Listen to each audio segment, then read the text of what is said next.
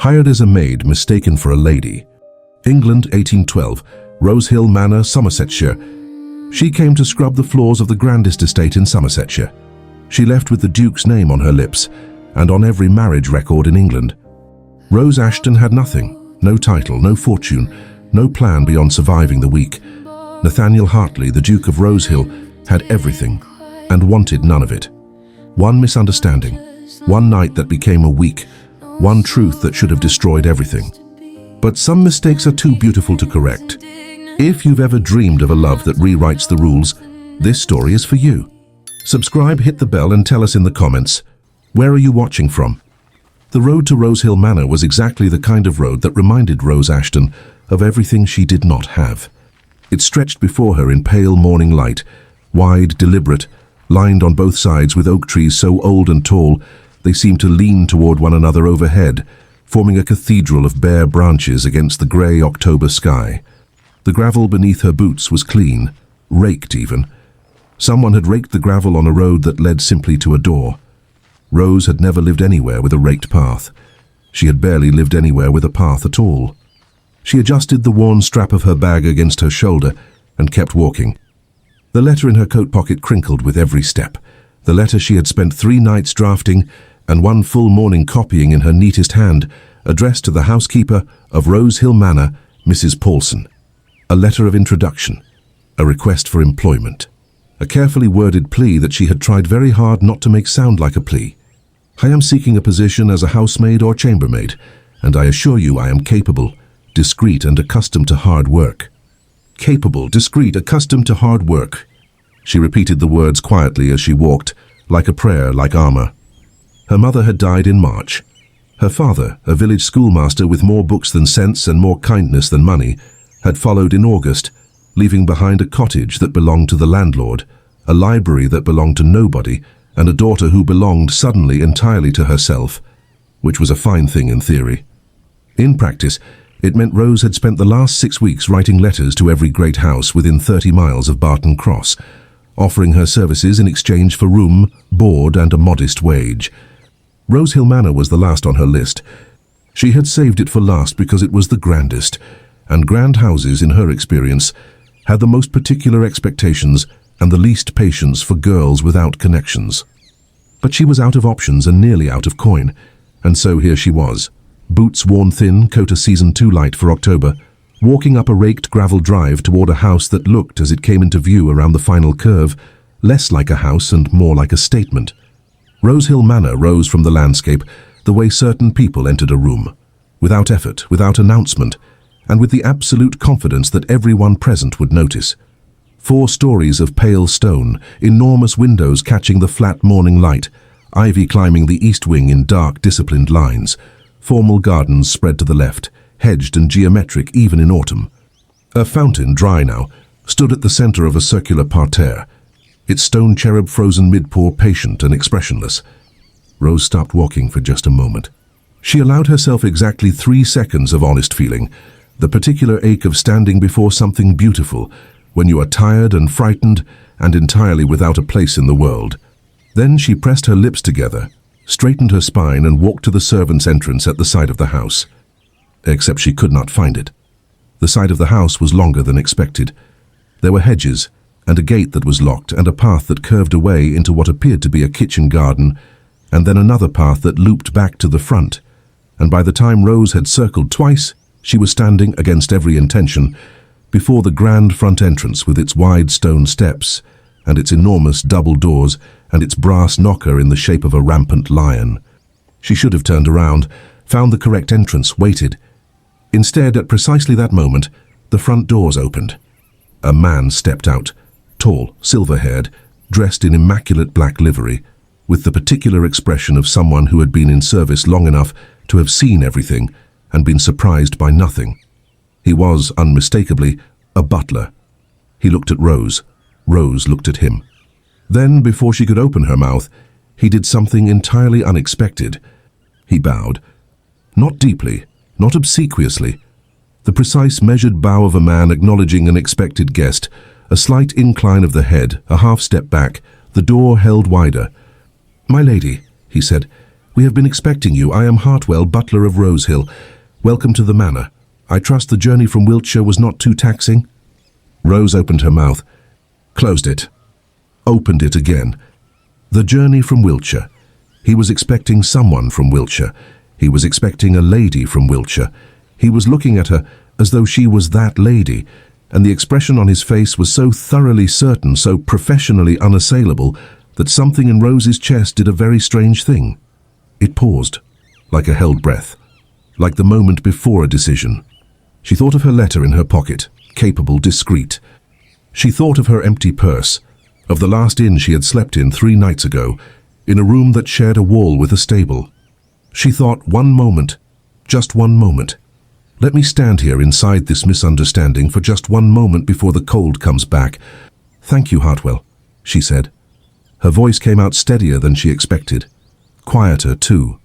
Instinctively softened, rounded at the edges, reaching for something she had heard in the voices of the ladies who had sometimes visited her father's schoolroom to inspect the children's progress. "The journey was long, but the approach to Rosehill is quite lovely." Hartwell smiled, a restrained, dignified smile. "His Grace will be pleased to hear it.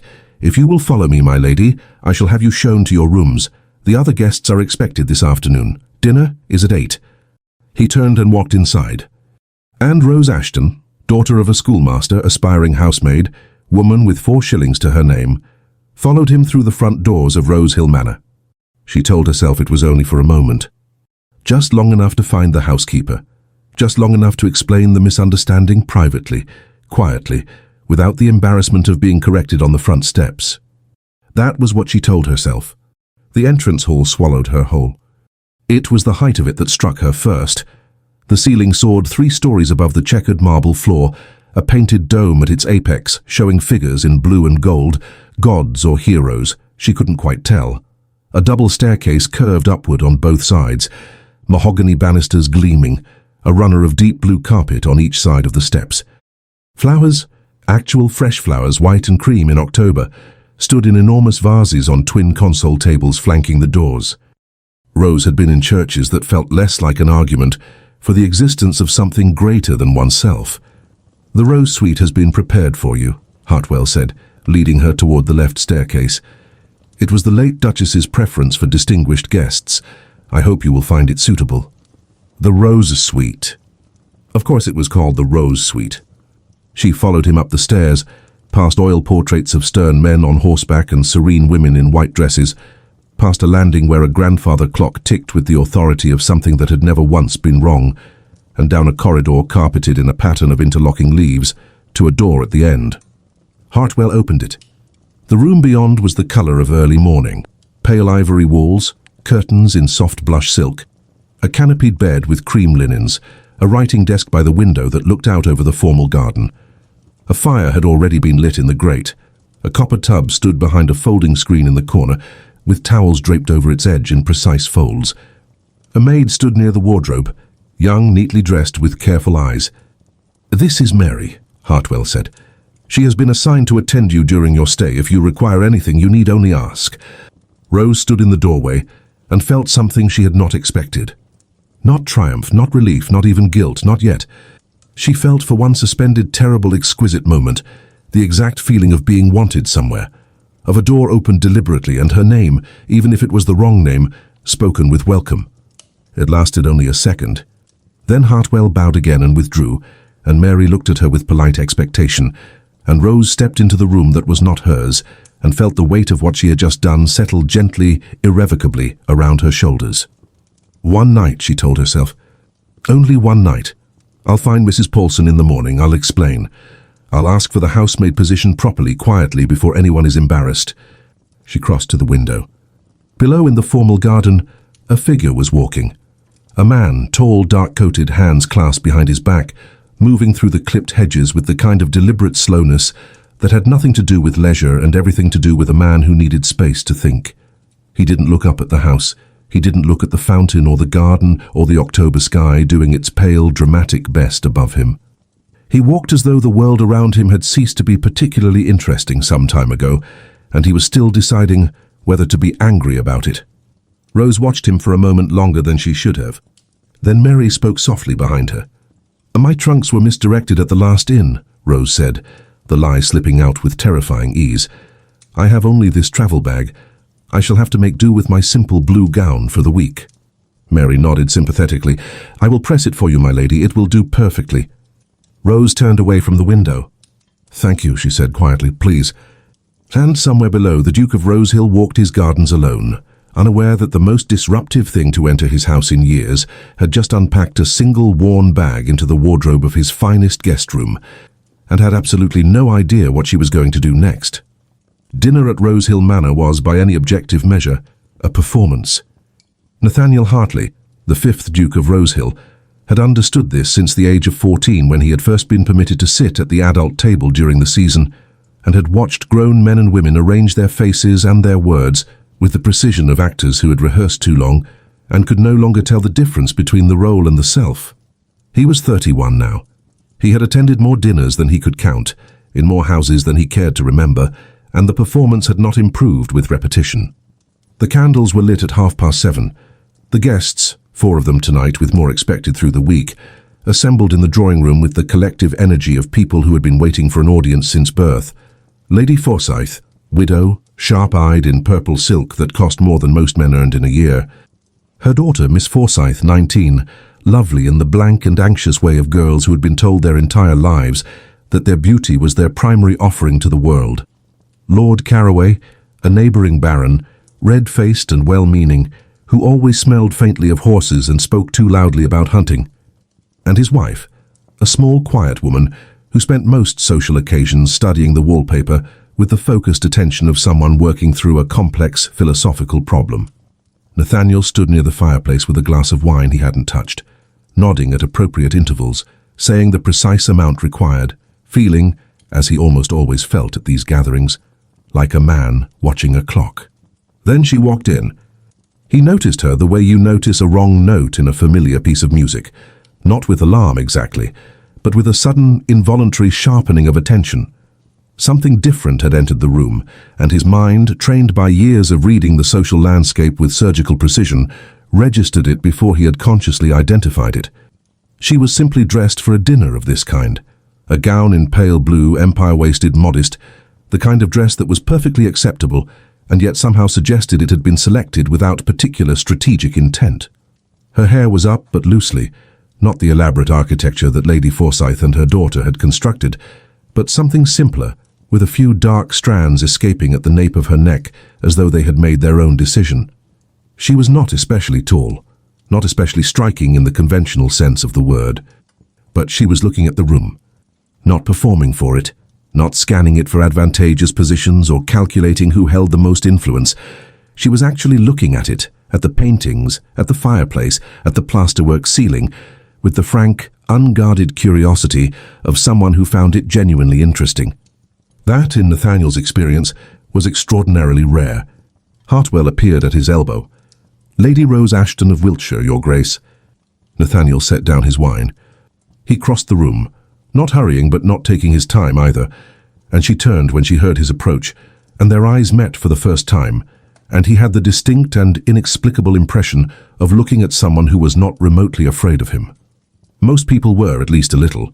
He had never cultivated the quality deliberately, but it seemed to come with the title, with the height, with whatever it was about his face that people called severe when they were being polite and intimidating when they were not. Women in particular tended to become performative in his presence, bright, brittle, too eager. This one looked at him the way she'd been looking at the ceiling, with simple, direct attention. "Lady Rose," he said. "Your Grace." Her curtsy was correct, not elaborate. "I trust your rooms are comfortable." "Remarkably," she said. And then, after a pause that lasted precisely 1 beat too long to be entirely polished, "I wasn't expecting the garden to be so beautiful in October. I've always thought autumn gardens were rather melancholy, but yours seems to have a different opinion." He looked at her. "The head gardener would be pleased to hear it," he said. "He's argued that point with my late mother for 20 years. Something moved in her eyes, a flicker of something warm and then quickly contained. "Who was winning?" "I believe it was ongoing at her death." He paused. She would have conceded eventually, she usually did. It was the most he had volunteered about his mother, in the presence of a guest in several years. He was aware of this in the back of his mind, the way you're aware of having taken a wrong turn only after the road has already changed beneath your feet. Miss Forsyth appeared at his side like a well-timed interruption. "Your Grace," she said, breathless, radiant, performing. "Mamma was saying only this morning that the grounds at Rosehill are spoken of throughout the county. She has always longed to see the east parterre in particular." Nathaniel turned to her with the courteous attention he could produce reliably, by habit, without engagement.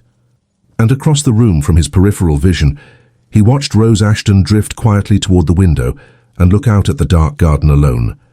And he had the strange, irrational thought that she was the only person in the room he would choose to continue a conversation with.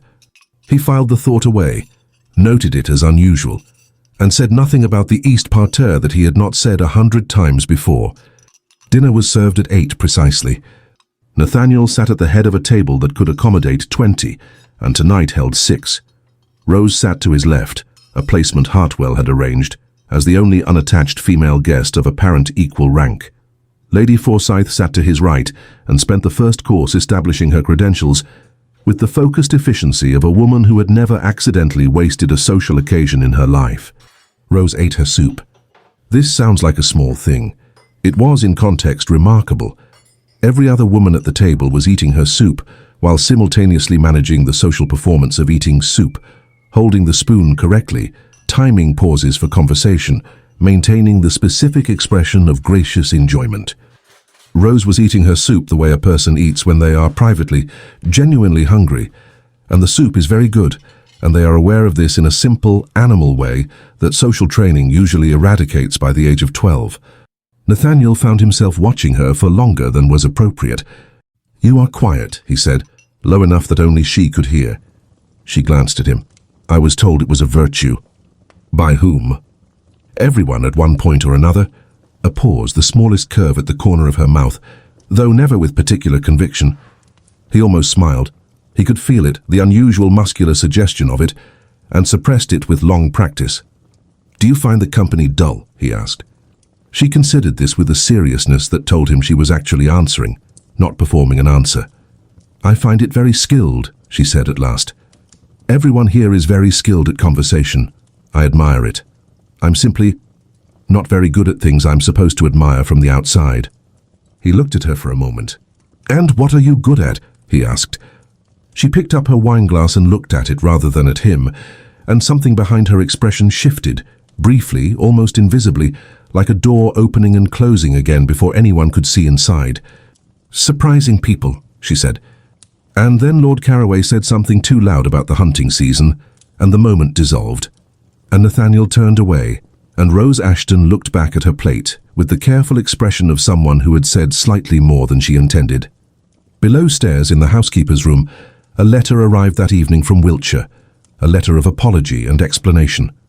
The real Lady Rose Ashton, it explained, had taken ill and would be delayed by perhaps a week. Mrs. Paulson read the letter, set it down, thought about the young woman Hartwell had welcomed at the front door that morning, thought about the Duke, who had not looked at a dinner guest with that quality of attention in 3 years, set the letter carefully in her desk drawer, decided, for reasons she could not entirely explain to herself, to wait until morning before saying anything to anyone. The morning after the first dinner, Rose woke early.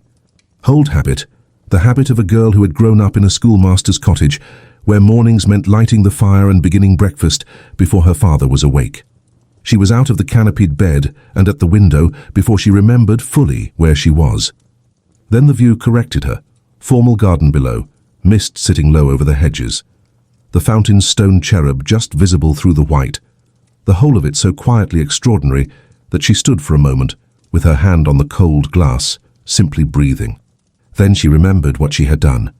She had one plan: find Mrs. Paulson before breakfast. Explain privately. Request the housemaid position honestly, and accept, with dignity, whatever humiliation came with the explanation. It was a good plan. It was the only sensible plan.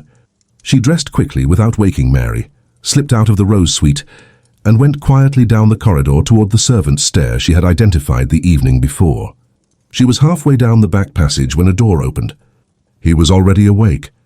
Nathaniel Hartley stood in the doorway of what appeared to be a study, still in shirt sleeves without his coat, hair not yet fully arranged, a cup of something steaming in his hand, and a book open in the other with the cracked spine of something that had been read many times. He looked at her with the mild surprise of a man who did not often encounter people in back passages at 6 in the morning. "Lady Rose," he said. She stopped. "Your Grace." A pause.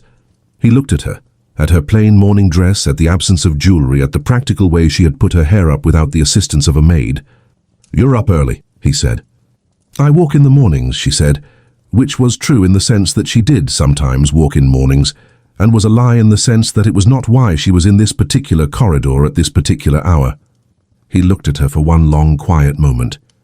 "The east garden path is best at this hour," he said finally. "The mist comes off the lower lawn just after 6. It's worth seeing." He said this last part with the slight awkwardness of a man who was admitting to something, aesthetic feeling perhaps, or the capacity for it, that he did not usually admit to. "Thank you," Rose said. She went to the east garden. She did not find Mrs. Paulson that morning. She told herself she would find her in the afternoon, then after dinner. Then the following morning, certainly the following morning, she would set everything right. The days had a way at Rosehill of being full. There were morning walks. She discovered, almost against her will, that the mist off the lower lawn was exactly as worth seeing as he had said, and that the Duke walked there too, and that they fell into step beside each other on the second morning without discussion, as though it had already been established. They talked about small things, the shape of the gardens, a book she'd noticed in the passage, a piece of music that someone played badly in the drawing room after dinner, then less badly, then, on the third evening, rather well. He listened when she spoke. Not politely, not with the performance of listening, the nodding and the well-timed responses.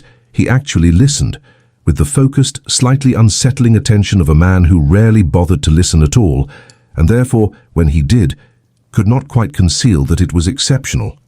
It was the most frightening thing about him. More frightening than his height, or his title, or the way a room reorganized itself slightly when he entered. More frightening than the portrait of his father in the entrance hall, who wore the same jaw and the same dark eyes, and looked as though he had been born already disappointed. The listening was frightening because it made her want to be honest. And she could not be honest. Not yet, not now. Not until she found the right moment, the right words, the precise arrangement of truth that would allow her to exit this situation with some fragment of dignity intact. She helped one of the younger footmen carry coal when she encountered him struggling on the back stairs. She found the kitchens one afternoon, by accident, genuinely, and ended up peeling apples with the cook for 20 minutes, because the cook had a blister and the apples needed doing, and Rose had been peeling apples since she was 6 years old. She corrected a mistake in the household accounts book that Hartwell had left open in the library. She did it in pencil, lightly, in the margin, a small note, barely visible. She hadn't been able to help it. She'd been a schoolmaster's daughter. The Duke found the note. He said nothing. But at dinner that evening he looked at her with an expression she hadn't seen on him before, a small private recalibration, like a man adjusting a calculation he thought he'd already completed. "You have good eyes," he said quietly, when the table conversation rose around them. "For what?" she asked. "For things that are slightly wrong," he said. And there was something in the way he said it, a gentleness almost underneath the precision, that made her chest do that dangerous thing again. The pause, the held breath. The week passed the way impossible things sometimes pass, not slowly as they should, but quickly, in the way of things that are running out.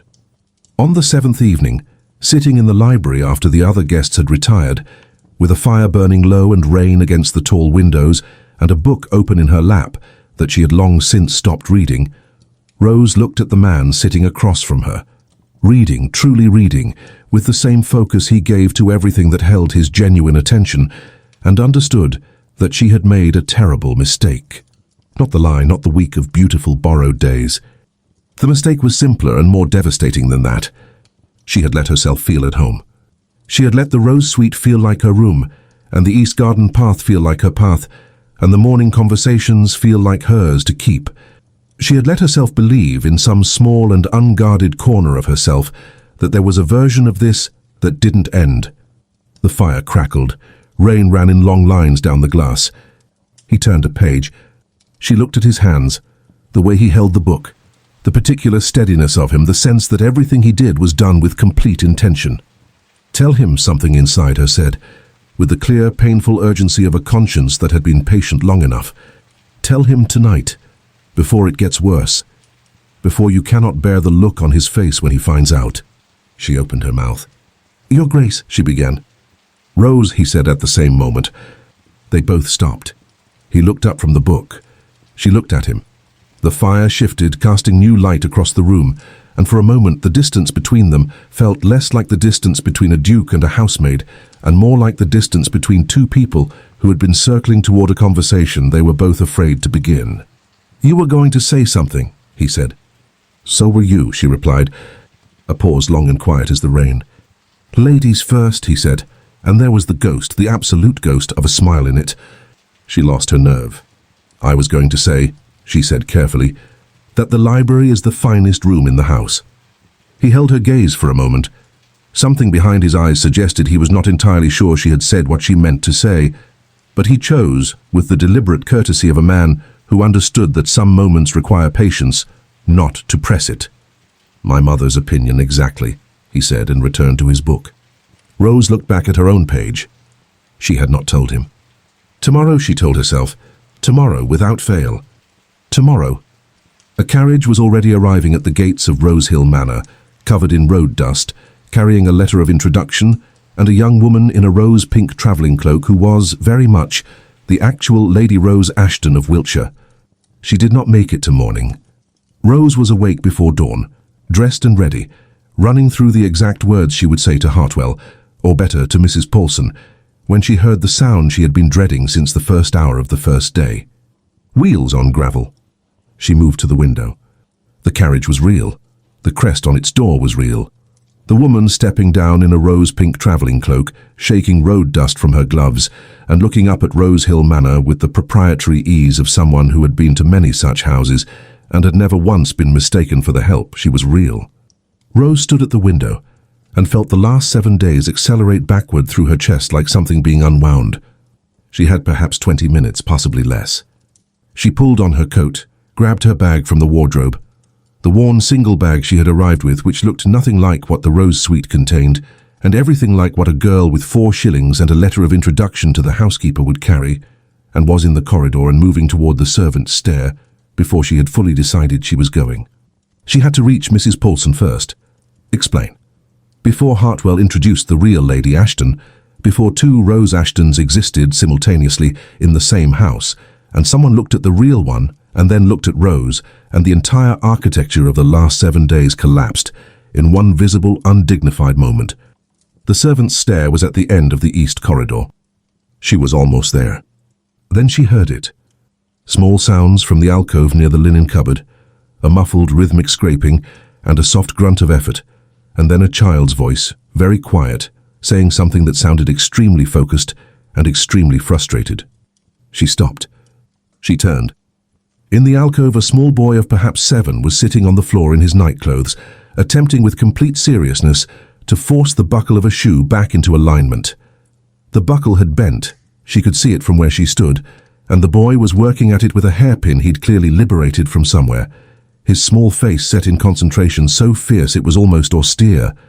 He was, she would learn later, the son of Lord Carraway, allowed to stay the week at the invitation of the Duke, who had a soft spot for children that he managed, in company, to keep almost entirely invisible. But right now he was just a small boy with a broken shoe buckle, alone in a corridor before 6 in the morning, trying to fix it himself before anyone noticed. Rose knew exactly that feeling.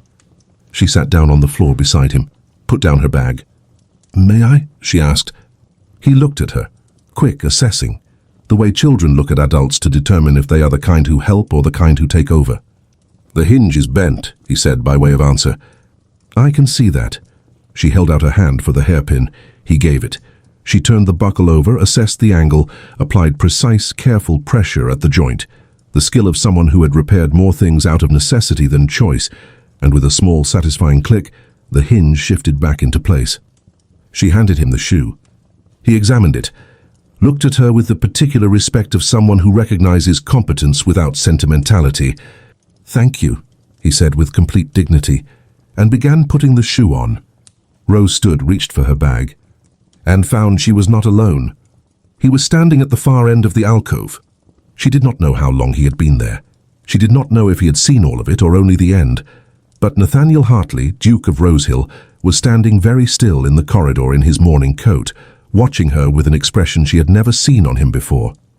Not the careful social surface, not the closed, deliberate composure. Something underneath all of that, older, quieter, more honest. He looked at the bag in her hand, at her coat buttoned for travel, at the servant's stare behind her. He looked at her face. And Rose understood, in a way that went through her like cold water, that he knew. Not the details, not the whole shape of the story, but he knew, with the same intelligence that had found the pencil correction in the accounts book, that something was wrong with what he was looking at. The boy buckled his second shoe, stood, nodded at both of them with the brevity of someone who had somewhere better to be, and walked away down the corridor. They were alone. The silence was enormous. Rose made herself speak first. It was the only thing she could control. "Your Grace," she said. Her voice was steady. She was surprised by this. "I owe you an explanation." "I believe you do," he said. He did not sound angry.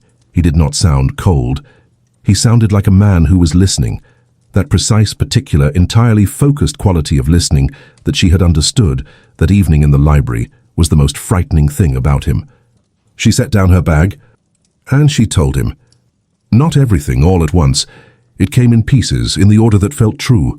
Arriving at the wrong entrance, Hartwell's bow, the 3 seconds she had allowed herself before stepping inside, the plan to find Mrs. Paulson that had become 2 plans, then 5, then 7 days of plans that dissolved every morning in the East Garden when he appeared and said something that made her want to stay. She did not prettify it. She did not offer excuses. She told him that she had come to beg for work, and instead she had lived for 1 week inside a life that wasn't hers, and she understood if he wanted her gone immediately, and she was sorry for the deception, but she was not. She raised her eyes to his and held them, because some truths require eye contact. She was not sorry for the conversations, or the morning walks, or the evening in the library. Those she would carry with her, and count as the finest week of a not particularly fortunate life. She stopped speaking. The corridor was quiet except for the very distant sound of the house beginning to wake below, footsteps, a door, the first clatter of the kitchen morning. He had not moved, had not looked away. "Your father was a schoolmaster," he said. Not a question. "Yes." The accounts correction. "I noticed it. I couldn't leave it." "No," he said slowly. "I don't suppose you could." A pause. He looked at the bag again. Something moved through his expression, swift, complicated, quickly governed. "The real Lady Ashton has arrived," he said. "I saw the carriage. Hartwell will present her to me within the hour." "I know." Rose picked up her bag. "I'll leave through the servants' entrance. I won't embarrass you. I'll simply not exist as far as your guests are concerned. A brief guest who departed early. It happens." She waited for him to agree. It was the logical, clean conclusion. It was the ending that protected him and cost only her. He said nothing. She took 1 step toward the servant's stair. "Rose." She stopped. Her name, her actual name, her real name, not lady or my lady, just her name in his voice in this corridor, did something to her composure that she had not prepared for. She turned. He was looking at her with an expression that was not in his social repertoire. She had catalogued over the week every expression in that repertoire, the polite attention, the dry amusement, the distant courtesy. This was none of them. This was something unguarded and unplanned, and it looked on a face accustomed to planning deeply uncomfortable and deeply true. "Stay," he said. 1 word, low, not commanding, asking, the specific register of a man who did not ask for things and was aware of this and was asking anyway. The sound of wheels on the front drive, voices below in the entrance hall, Hartwell's measured tones. "Stay." Rose looked at him for a long moment. "You don't know what you're asking," she said quietly. "I know exactly what I'm asking," he said. Nathaniel had hosted many complicated mornings at Rosehill. Mornings of political difficulty, mornings of family crisis. One particularly memorable morning when a neighbouring earl had arrived uninvited with a grievance and a hunting rifle. He had managed them all with the same calibrated composure, the particular stillness of a man who had learned at a young age that visible feeling was a vulnerability and composure was a kind of armour. This morning was different. This morning he was standing in the corridor outside the East linen cupboard at 5:30, aware of three simultaneous facts. The real Lady Rose Ashton of Wiltshire was in his entrance hall. The actual Rose Ashton, daughter of a schoolmaster, woman who fixed shoes and corrected accounts and talked about autumn gardens as though they had opinions, was standing 3 feet away with a travel bag and an exit plan. And somewhere in the space between those two facts was a choice that had nothing to do with social convention and everything to do with the thing he had been carefully not naming for 7 days. He said, "Stay." She said, "You don't know what you're asking." He said, "I know exactly what I'm asking." And then, because the house was waking up around them and the window for quiet choices was closing, he did the most practical thing he could think of. "Come with me," he said. He walked. She followed. He heard it, the quiet step of someone who had learned to move without taking up space, which was its own kind of information about a life. He led her not toward the main staircase, not toward the servants' entrance, but to the study where she had found him that first morning, the room with the cracked spine books and the cold fireplace and the window overlooking the side garden. He closed the door. "Sit down," he said. "I'd rather stand." "So would I," he said, and sat anyway behind the desk, because he needed the table between them as a structural fact. "Tell me what you want." She blinked. It was clearly not the question she'd expected. "I want to leave without causing you embarrassment," she said. "That's what you want for me. What do you want?" A long pause. She set her bag down with the deliberateness of someone who was buying herself a moment. "For employment," she said at last, with the plain dignity of it. "I came for employment, I still need it. A housemaid position, if Mrs. Paulson has one. Chambermaid. I can clean, cook, manage a household account, teach children their letters, repair most things that can be repaired with a hairpin and attention." A breath. "I don't require much. I require work." He looked at her for a long moment. "There is a position," he said, "that has been vacant for 3 years. She waited. My late mother's personal secretary, a woman who managed her correspondence, her household accounts, her social calendar. The position requires intelligence, discretion, and the capacity to move between worlds without losing one's footing." He paused. "I am told these are your qualities." "You're told," she said carefully, "by whom?" "By 7 days of observation," he said, and 1 pencil mark in the margin of a ledger.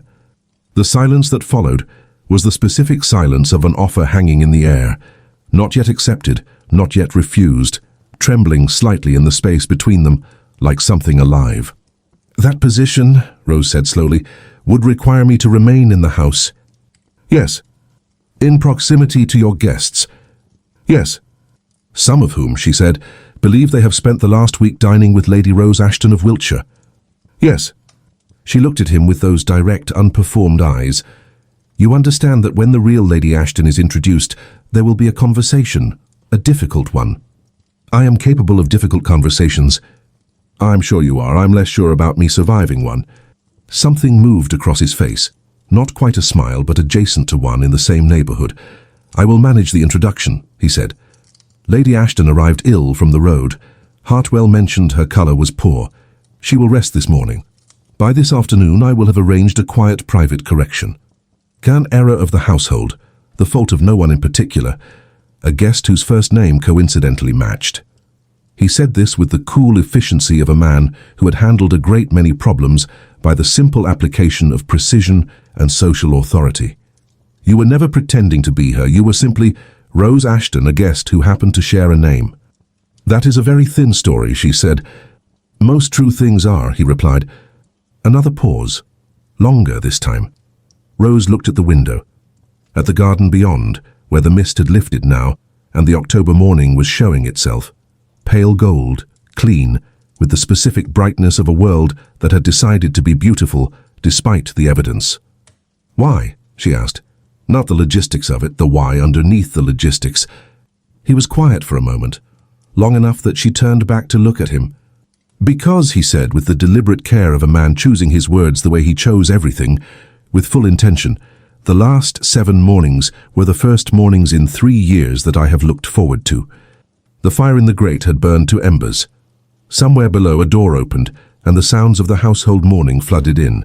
Distant, warm, the clink of morning trays and the soft calls of staff. Rose Ashton stood in the Duke of Rosehill's study with a worn travel bag at her feet and looked at a man who had just said, in the most restrained possible terms, one of the most honest things she had ever been told. "I will need appropriate wages," she said. "Of course. And my own room, not the Rose Suite. There is a perfectly good room in the East Wing. And I reserve the right," she said, "to correct errors in the household accounts." The ghost of a smile again, closer this time, almost arriving. "I would expect nothing less," he said. Downstairs, the introduction of the real Lady Rose Ashton of Wiltshire went smoothly.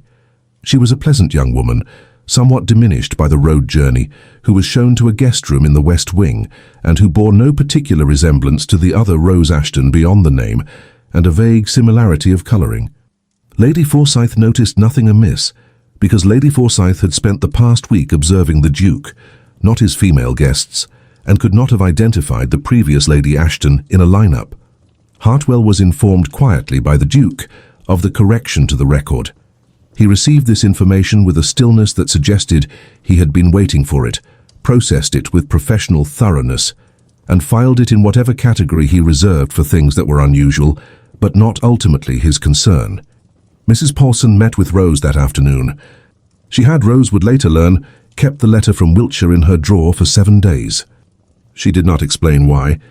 She simply gave Rose the position, outlined the wage, showed her the East Wing room, small, clean, with a window overlooking the kitchen garden, and said, with the particular efficiency of a woman who had managed great houses for 40 years and had seen more than she commented on, "We are glad to have you, Miss Ashton." That night dinner was quieter. The real Lady Ashton was still resting. Lord Carraway talked about hunting. The Duke sat at the head of the table and said less than usual, and at one point looked down the table to where Rose sat in her new capacity, present, but not as a guest, and she met his gaze for one brief quiet moment before looking away. Miss Forsyth noticed the look, filed it away, said nothing. Outside, the autumn evening was settling over Rosehill Manor, with the slow, deliberate patience of a season that knew it had time. The fountain in the parterre caught the last light. The oak trees at the drive entrance moved in a slow wind that smelled of turned earth and coming cold. Rose Ashton walked back to the East Wing after dinner, past the portrait of the severe man on horseback, past the grandfather clock, and into the small room that was hers, genuinely, plainly, honestly hers. She sat on the edge of the bed. She had a position, she had a wage. She had, against all reasonable expectation, a reason to stay. She did not let herself think about the rest of it. Not yet. She simply sat in the quiet, with the particular quality of stillness that follows a thing that has been survived, and let herself be still. 3 weeks passed. They passed in the way of things that are simultaneously ordinary and extraordinary, each day its own small particular shape, and yet the overall effect, when Rose looked back across them, was of something building, quietly, steadily. The way stone walls are built, one course at a time, each piece unremarkable in itself, the solidity only visible from a distance. Her days had a structure now. She rose early, this had not changed, and walked the east garden path before the house fully woke, and this also had not changed, because he was still there, in his morning coat, with his deliberate slowness and his preference for left turns at the fountain. They walked, they talked, about small things, still, books and the kitchen garden, and whether the head gardener had won the argument about autumn yet. About larger things sometimes, in the careful increments of two people who had both learned, for different reasons, to be cautious about honesty. He asked her about her father one morning. She told him about the schoolroom in Barton Cross, the peeling maps on the walls, the children who came in mud-caked and left sometimes, knowing things they hadn't known before, the way her father had treated every student as though they contained something worth finding. The way that quality, that fundamental belief that understanding was available to everyone who reached for it, had been the best thing he'd given her. Nathaniel listened, the real kind of listening. "He sounds," he said when she finished, "like a man worth knowing." He was, she said, and managed for once not to feel the weight of the past tense. In the evening she managed correspondence. The Duke dictated. She wrote, corrected, occasionally suggested. He had given her latitude for this from the first day, and used her suggestions more often than he acknowledged aloud, which she found privately both amusing and telling. She reorganized the household filing system. It had not been properly maintained since the late Duchess's death. Mrs. Paulson received this quietly, with the expression of someone who had been wanting it done for 2 years and had not had the authority to do it herself. And the house felt different somehow. Or perhaps she simply had not expected to feel at home in it. She was careful. She kept the professional distance. She addressed him as Your Grace in the presence of others, always, without exception, with the correctness of someone who understood exactly what the line was and why it mattered, and how much standing on the correct side of it cost. It cost something. She had stopped pretending otherwise privately to herself. But it was manageable. It was the right cost. Then Lord and Lady Pendleton arrived for the autumn week. The autumn week at Rosehill was, she learned, an established fixture of the county social calendar. A 10-day gathering that brought 30-odd members of the local aristocracy and gentry to the manor for dinners, riding parties, card evenings, and the particular sport of observing one another at close range. It was, in the social arithmetic of Somersetshire, a significant event. It was also, Rose discovered on the first evening, the event at which the question of the Duke's matrimonial situation became the communal project of every person present. He was 31. He was unmarried. He was the Duke of Rosehill. These three facts combined were, to a certain class of person, an unresolved problem demanding immediate solution. Lady Pendleton was a small, energetic woman with kind eyes and the social precision of someone who could identify the emotional temperature of a room within 30 seconds of entering it. She had been the late Duchess's closest friend. She had, Rose sensed immediately, a quality of seeing through surfaces that was both uncomfortable and in some way she couldn't entirely name. Safe. She noticed Rose on the second morning. Not the way others noticed her.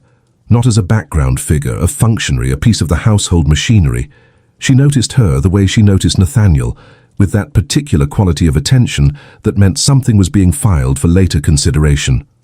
On the third day, she appeared in the doorway of the correspondence room while Rose was working. "Miss Ashton," she said. "Lady Pendleton." Rose set down her pen. "Can I help you?" "I'm told you manage the autumn week invitations," Lady Pendleton said, settling herself into the chair across the desk with the ease of someone who intended to stay. "They were the best organized invitations this house has sent in 3 years." "Thank you." Nathaniel organized them himself for 3 years after his mother died. The results were a small, precise pause. Functional. "I noticed some areas for improvement," Rose said. "I imagine you noticed quite a lot of things," Lady Pendleton said. Not unkindly, with a quality of directness that reminded Rose, sharply, of her father. A pause. "Miss Ashton," she said, "I have known Nathaniel Hartley since he was 8 years old. I watched him become what he became. I also watched what he was before. A rather gentler person than society got hold of, which is a common tragedy." She folded her hands. "I have not seen him walk in that garden with anyone, not since his mother died until this month." Rose said nothing.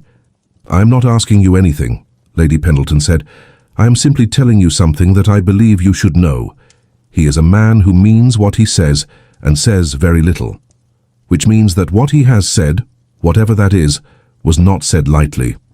She stood, smoothed her skirts. "The Earl of Pembury arrives tomorrow," she said at the door. "He has a daughter. Her mother has been corresponding with Nathaniel's solicitor for 2 months." A pause. "I thought you should know that as well." She left. Rose sat with her pen in her hand and looked at the window, and felt something she had been managing successfully for 3 weeks become suddenly considerably harder to manage. The Earl of Pembury arrived the following afternoon. His daughter, Lady Charlotte Pembury, was 22, beautiful in the classical Regency sense, fair, composed, in a pale yellow gown that made the October drawing room look like a garden. She had perfect manners and a perfect smile, and the kind of polished surface that Rose, who had spent 3 weeks watching Nathaniel fail to be interested in polished surfaces, recognized immediately as the very thing he found most exhausting about his social world. She watched him be introduced to Lady Charlotte, watched him be courteous, attentive, perfectly appropriate, watched his face. There was nothing there. Not coldness. He was too practiced for that.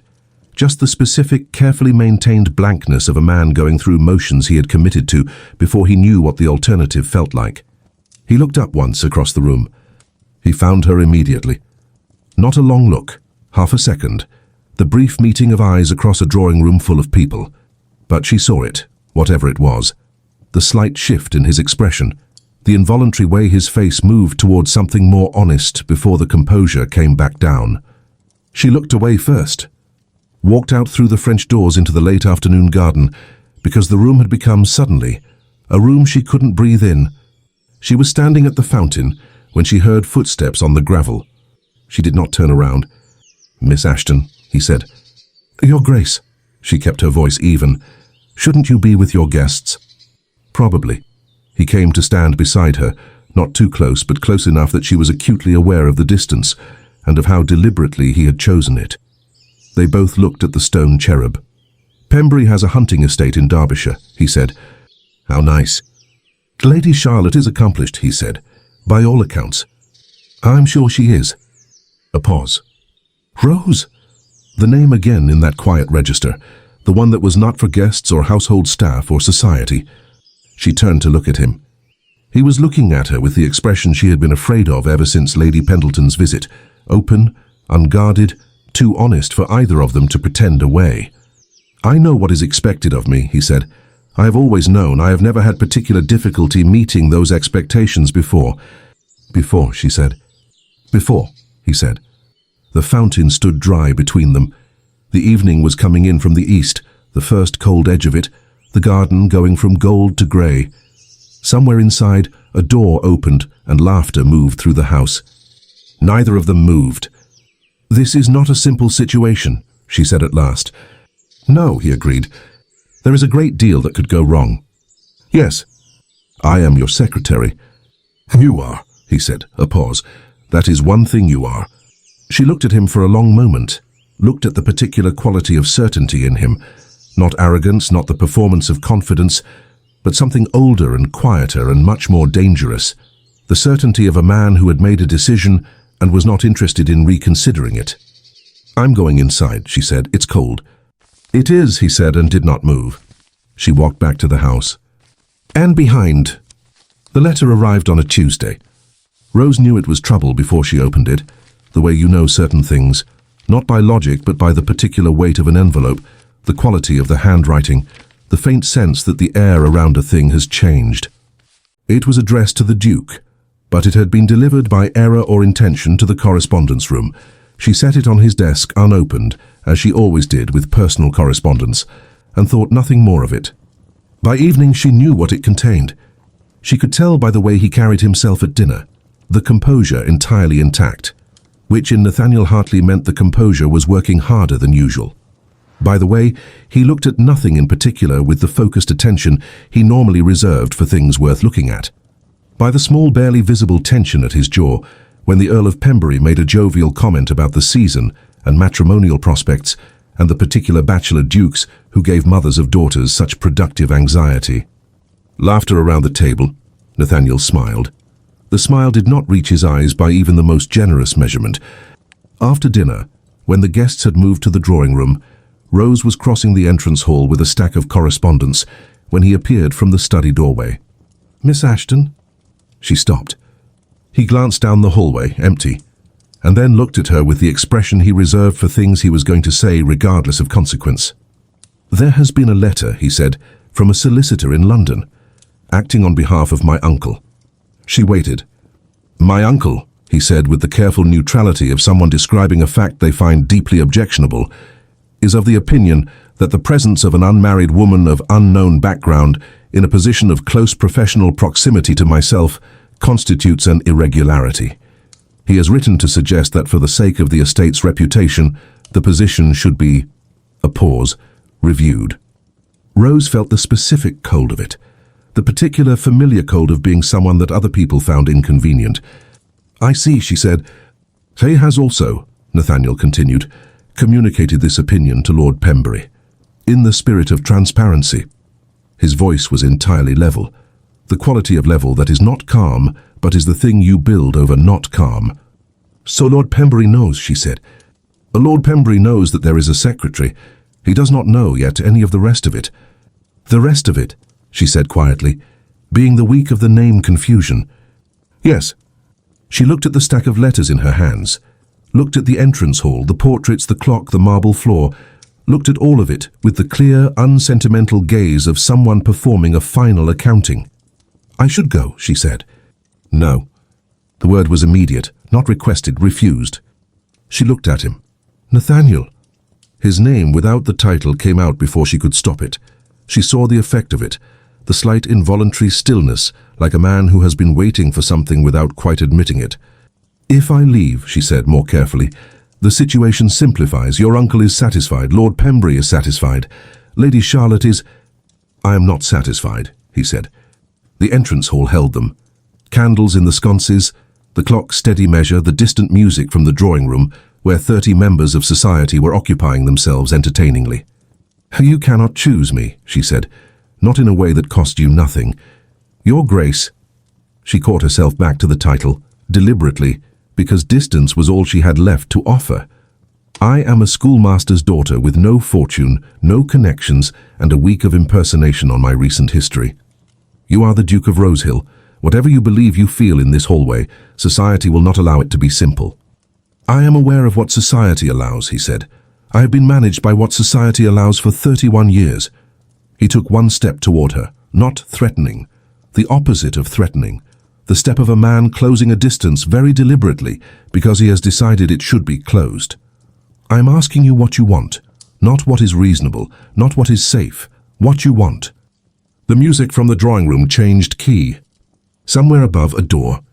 She looked at him, at the entirety of him, the composed surface and the thing underneath it, the man who walked gardens alone and listened with his full attention and had said the last 7 mornings were the first I have looked forward to, as though it cost him something real to say it because it did.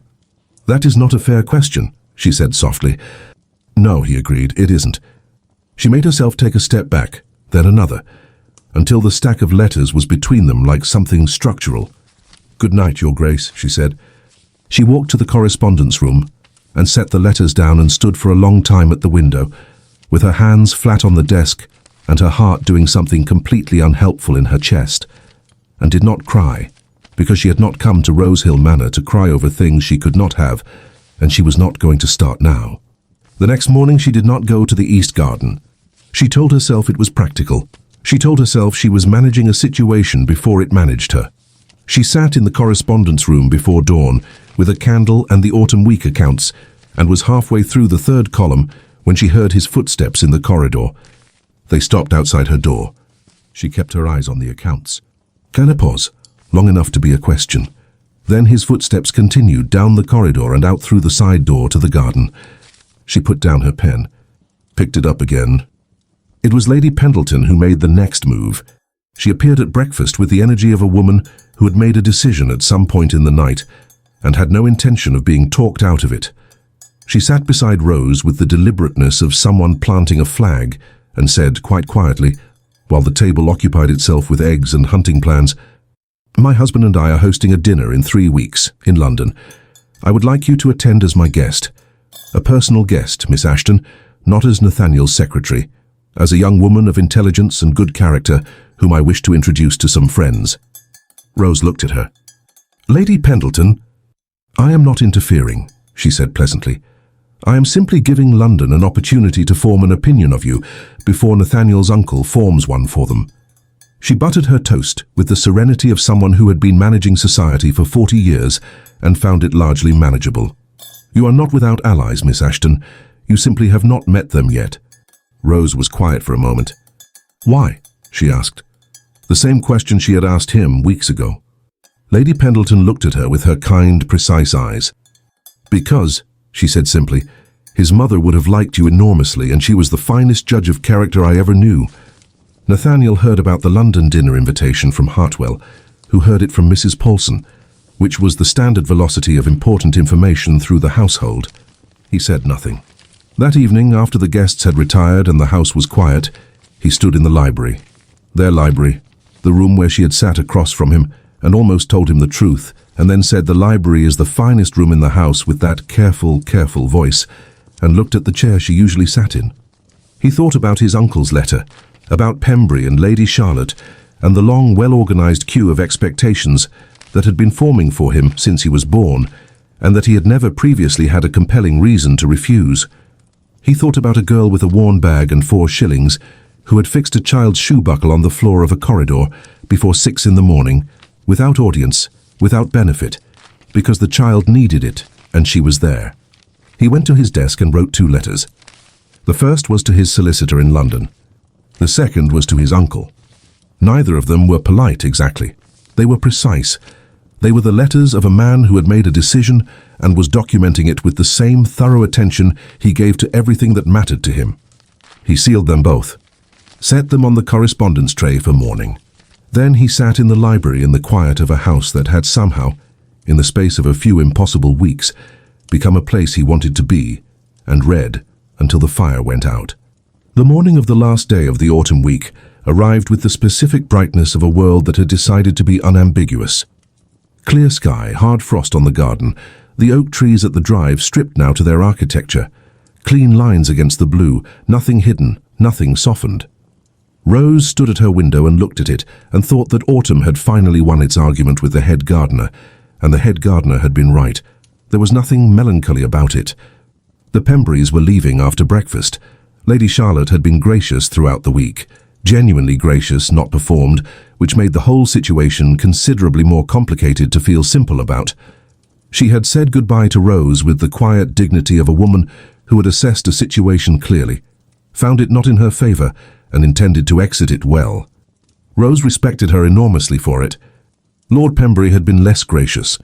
He had made at dinner the previous evening a remark about household arrangements and the latitude given to staff in certain establishments that was precise enough to be deliberate and vague enough to be unprovable.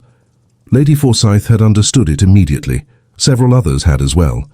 Nathaniel had looked down the table with an expression Rose had not seen before, still cold, the absolute composure of a man who was containing something at significant internal cost, and said nothing. But his eyes had moved to Rose for one brief, steady moment, and what she had read in them was not regret. It was decision. She was in the correspondence room at 9 o'clock working when Hartwell appeared. "His Grace requests your presence in the library, Miss Ashton." The library? Of course the library. She followed Hartwell through the house, which was in the organized chaos of departing guests.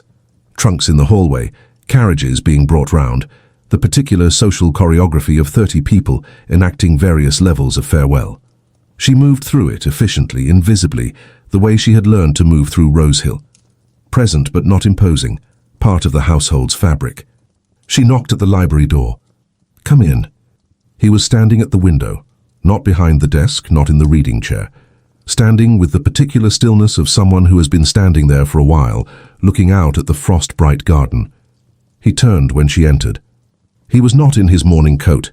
He was dressed fully, formally, with the precision of a man who had decided that what he was about to do deserved the gravity of correct dress. She noticed this in the first second, and understood it, and felt her heartbeat do something it had absolutely no business doing. "Your Grace," she said. "Rose," he said, not her title, her name. She closed the door. The library was quiet. The sounds of the departing guests muffled by its thick walls, its books, the particular hush of a room that had absorbed decades of silence and offered them back gently. "I have sent 2 letters," he said, "to London." Hartwell mentioned it. He almost smiled. Of course he did. He moved away from the window, not toward her, not yet, to the desk, where he picked up a small folded piece of paper and held it for a moment without opening it. "One letter was to my solicitor, confirming that the position of secretary is a permanent appointment at Rosehill and is not subject to external review." She was quiet. "The second," he said, "was to my uncle, informing him that his interest in my domestic arrangements is noted and will not be acted upon." "Your uncle will not take that well," she said. "My uncle takes very little well. It has not previously been my problem." He set the paper down, looked at her with the direct, undeflecting gaze that had been, from the first morning in the East Garden, the thing about him she could least protect herself against. "I have also written a 3rd letter, which I have not yet sent." A pause. "To whom?" she asked. "To the Archbishop of Canterbury," he said, in his capacity as the issuing authority for special marriage licenses. The frost-bright morning light lay across the floor between them. The clock on the mantel measured the silence in its steady, unhurried way. Rose looked at him. "That," she said carefully, "is an extremely significant letter." "Yes," he said. You wrote it before asking me anything." "I wrote it," he said with the straightforward honesty of a man who had thought this through and was not embarrassed by his conclusions, "because I wanted to be certain of my own answer before I asked you for yours. It seemed unfair to ask you to consider something I had not yet fully committed to myself." She stood with the desk and the room and the morning between them and felt the weight of it, the full, real, unmanageable weight of a thing that was no longer a feeling to be managed, but a fact being offered, carefully, completely, with both hands. "Nathaniel," she said, his name plainly without the title because this moment required honesty above all other things. "Rose," he said, "I came to this house with 4 shillings and a letter to the housekeeper. I know. I slept in a room that wasn't mine and ate at a table I had no right to and was introduced to society under a name that wasn't." "I know all of it," he said, with a quiet steadiness that stopped her. "I know every part of it. I was there for most of it and was told the rest, and none of it is the part I am thinking about." "What are you thinking about?" she asked.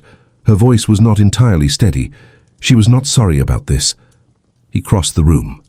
Not quickly, deliberately, the way he did everything with full intention, and came to stand before her, close enough that she could see the precise quality of the expression on his face. Open, unarmored, the composed surface entirely set aside. She had seen it once before in the corridor outside the linen cupboard.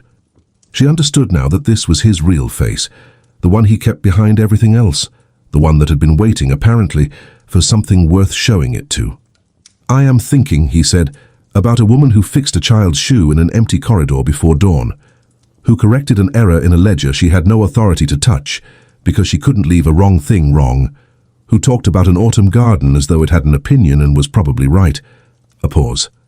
"Who told me the truth when she didn't have to, and refused to stay when staying was what I wanted, because she was more concerned with my reputation than her own comfort."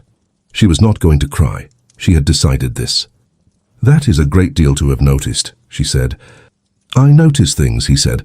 "It is apparently a quality we share." A breath of silence. "The letter to the Archbishop," she said. "It is not yet sent." "No," he said. "Is it going to be sent?" He looked at her. Not a question in it, not uncertainty.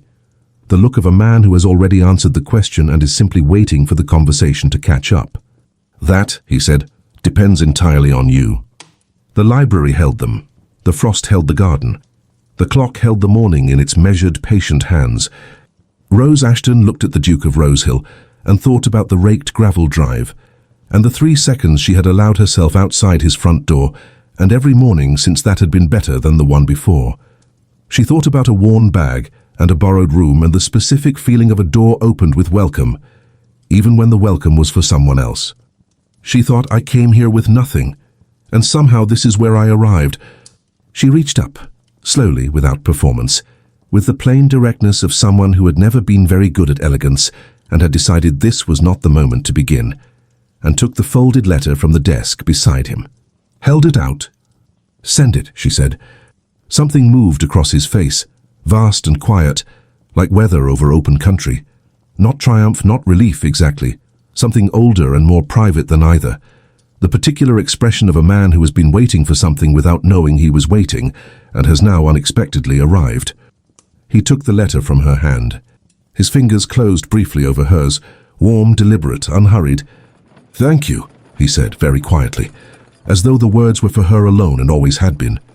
Outside, the carriages of the autumn week were departing one by one down the raked gravel drive, crunching through the frost, carrying their occupants back to London, back to their ordinary lives and their ordinary seasons. Lord Pembury and his daughter, Lady Forsyth and her practiced ambitions, 30 people dispersing like weather. Inside Rosehill Manor, in the library that had the finest views and the oldest books and the low fire that always burned exactly right, the Duke of Rosehill stood with a letter in his hand and looked at the woman who had arrived to scrub his floors and was leaving eventually when they had talked and argued and laughed and managed the considerable social earthquake that was coming, with his name. And for the first time in 3 years, Nathaniel Hartley looked forward without reservation to the morning. The end. She came begging for work. She left as the Duke's wife. And every morning after, without exception, was exactly as worth seeing as he had promised. If this story moved you, Share it with someone who loves a slow burn done right. Subscribe for more stories like this one, and tell us in the comments, were you Team Rose from the beginning, or did she win you over chapter by chapter? See you in the next story.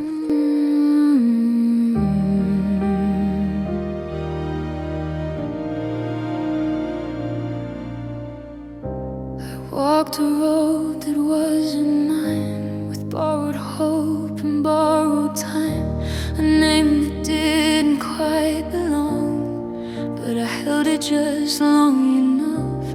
No silver, no place to be, just empty hands and dignity. I knocked on doors that never stayed, until I reached your gates. I should have left the moment they let me in, but something in me didn't want to pretend. I was never meant to stay, just a shadow passing through your name. But you looked at me like I was real, like I was more than what I came as. I was never meant to be anything you'd ever choose to keep, but somewhere between truth and fate, you made a place I couldn't leave. A quiet room, a borrowed life, morning light that felt too right. Your voice cutting through the air, like I had always been there. I learned the way your silence speaks, the things you hide, the things you keep, and every truth I tried to say only made me wanna stay. I told myself this wasn't real, but real was never how it felt. I was never meant to stay, just a story you would misplace, but you saw through every lie I wore, and still you didn't turn away. I was never meant to be the one your world would bend to keep, but somewhere between fear and grace, you made a place I couldn't leave. What do you do when the door is real, but you were never meant to walk inside? What do you do when the life you feel is built on something you can't hide? I was never meant to stay, but you asked me anyway, and for the first time in my life, I didn't turn and run away. I was never meant to be